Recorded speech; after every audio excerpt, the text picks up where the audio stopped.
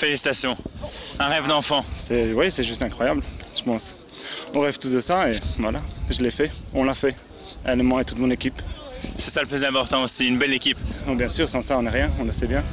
En 2017, devant près de 40 000 spectateurs, Grégory Watley réalisait son rêve en inscrivant son nom au palmarès du mythique Grand Prix Rolex du CHIO d'Aix-la-Chapelle.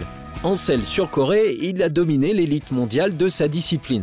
C'était la première victoire de sa carrière sur un majeur.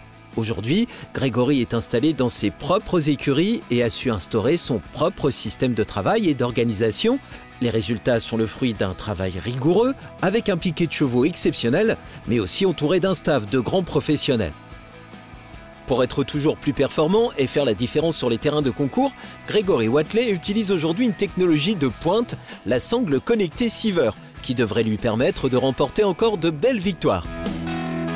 On est dans un sport qui devient de plus en plus professionnel, donc tous les détails sont importants et évidemment il y a plein d'autres paramètres, mais ce détail-là aussi est important pour l'avenir.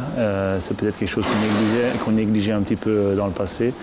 Mais la condition se travaille beaucoup à la maison, donc pourquoi pas la suivre de plus près, savoir ce qu'on fait, savoir surtout ce qu'on peut améliorer. C'est en analysant les premières données qu'on aura un point de départ, et puis après ça, c'est à nous de refaire un autre test dans le futur, et puis pour avoir un autre point plus tard, voir l'évolution qu'il y a eu justement, et à ce moment-là, on saura un peu plus quoi travailler, ce qu'on a fait juste ou ce qu'on a fait de faux. Vos chevaux, 24-48 heures, ils sont forcément beaucoup plus raides. Ça, c'est vraiment lié au pic de courbature.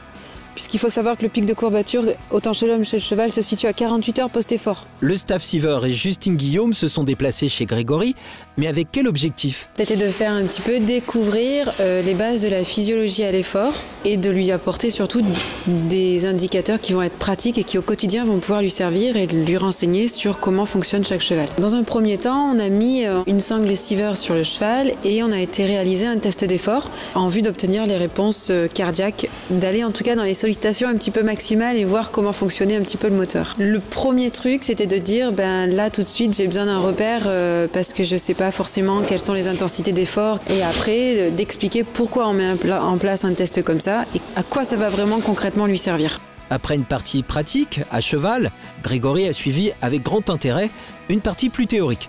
À long terme, pourquoi j'entraîne la fréquence cardiaque à long terme? Parce qu'en fait, on va pouvoir entraîner ce paramètre-là.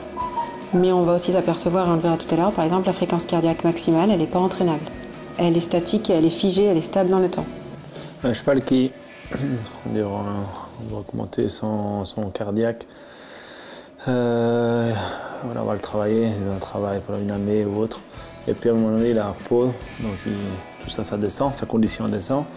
Est-ce qu'après, elle revient plus facilement s'il l'a déjà eu avant ou ça ne change rien? C'est variable, ça dépend vraiment de l'entraînement que vous allez faire. En règle générale, on mettra si vous êtes redescendu tout autant, on remettra autant de temps pour... D'accord. Ça va lui apporter la vue un petit peu, une vue interne sur l'animal, c'est-à-dire il va pouvoir avoir au quotidien sa fréquence cardiaque, sa vitesse de chaque séance. Et après, avec toutes les autres fonctionnalités de saut, de rebond, de symétrie, etc., on va pouvoir aller un petit peu plus loin dans l'analyse de l'effort.